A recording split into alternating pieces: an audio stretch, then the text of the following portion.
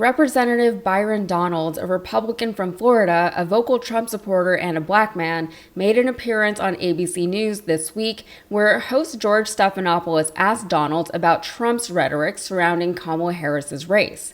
As I'm sure you know, Trump has insisted, even going against the advice of his Republican colleagues, to make race a major factor in this election now that he is no longer running against a white man.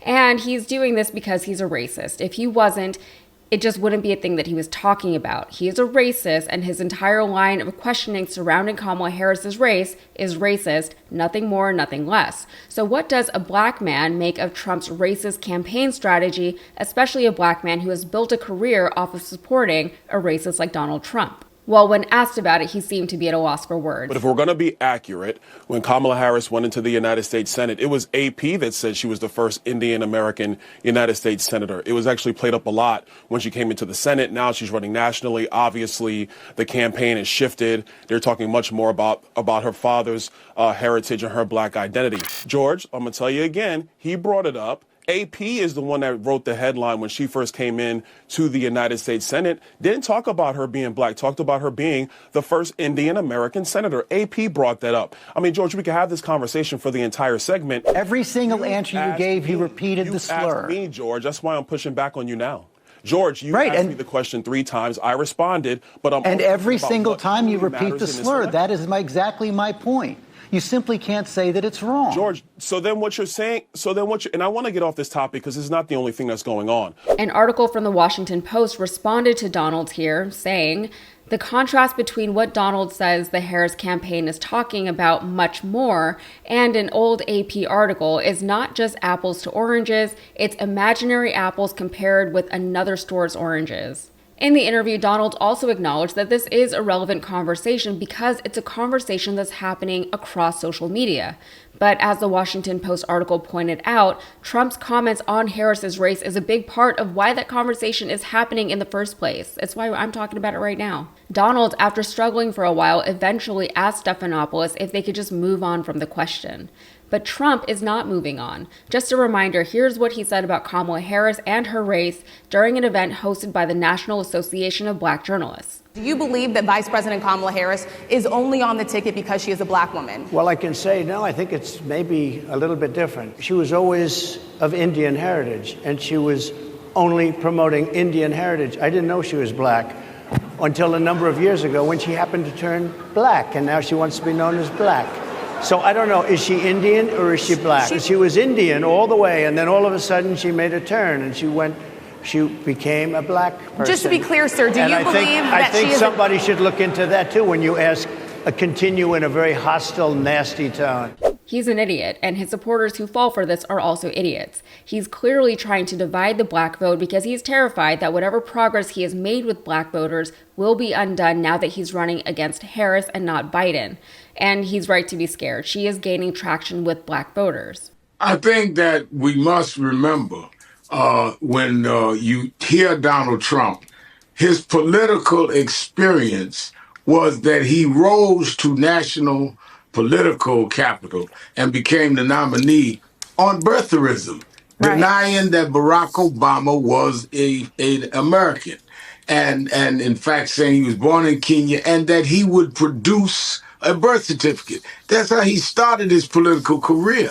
So for us to think that he does not think he can use a similar thing to Kamala Harris, we're acting like this is a guy that was in the Senate 15 years. He doesn't play by the same political kind of knowledge and strategy that one would play for votes. It worked for him with birtherism. He feels it'll work with him in terms of trying to make Kamala Harris appear to be less than what she says she is.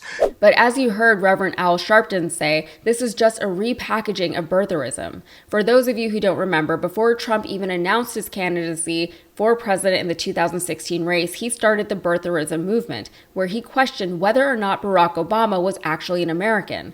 Obama was born in Hawaii, he's an American citizen, but his name was a little too ethnic for Trump's racist liking, so he suggested that Barack Hussein Obama was probably born somewhere in Africa. He kept talking about it and demanding that Obama present his birth certificate to prove to him and to the American people that he was American enough to be our president. This was all happening while Obama was already president, by the way, but that was really when we started to hear and see more overtly racist rhetoric in the public sphere. Before that, you didn't really hear it as much. Even when Obama first ran for president in 2008, his race was not really much of a factor during the campaign. The difference was that he was running against John McCain, not Donald Trump. And I want to talk about race and heritage and culture for a minute. Kamala Harris is both Black and Indian. It is possible to be both. I have no idea why this is such a foreign concept to people. She's a first-generation American, but her mother had immigrated from India and her father from Jamaica. My ethnic and cultural background is actually very similar to Kamala Harris's, but I will say that even though I look like this, Kamala Harris is much more Indian than I am. She was raised by an Indian mother. I wasn't. Like Kamala Harris, I am also a first-generation American. Both of my parents are immigrants, but they didn't immigrate from India. They immigrated from Guyana, South America. Guyana is a former British colony, so you can understand how Indian people ended up there. Culturally, Guyana is much more similar to the Caribbean than it is to Latin America. And there are a lot of Indian people in the Caribbean, again, because of British colonialism. That means that even though both of my parents are technically ethnically Indian, India is actually several generations back in my bloodline on both sides of my family. So where does that leave me? Indian culture is still a huge part of Guyanese culture because half of the country's population came from India. India is represented in our food, our language, our music, in our religion, our customs, everything. Realistically, though, we are a diaspora population. Indian people don't really consider us Indian anymore, but who cares? I know what I am and who I am and where I came from, and I am going to wear a lehenga to my wedding later this year to honor that. There's also an incredibly large Black population, not just in Guyana, but across the Caribbean. They got there the same way they got here in these United States. They were just on different boats. They were Black people. I don't know why that's so confusing for people, and I don't know why Kamala Harris's Blackness would be called into question just because her father is Jamaican. These cultural nuances make us who we are as a nation because they make the individual. And as time goes on, these nuances will become diluted. It's already happened to many white Americans whose ancestors immigrated here in the 16, 17, 1800s. It's happening to Black and brown populations now.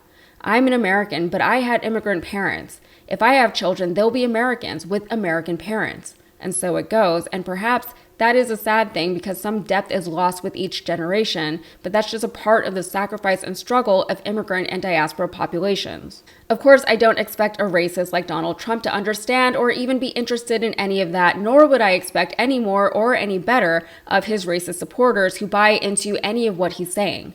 This whole racist political conversation is just a man talking about something he knows nothing about. No one should listen to him about anything regarding this topic, all right? That's it for me. If you got anything out of this, please like the video and subscribe to the channel for more. Thanks.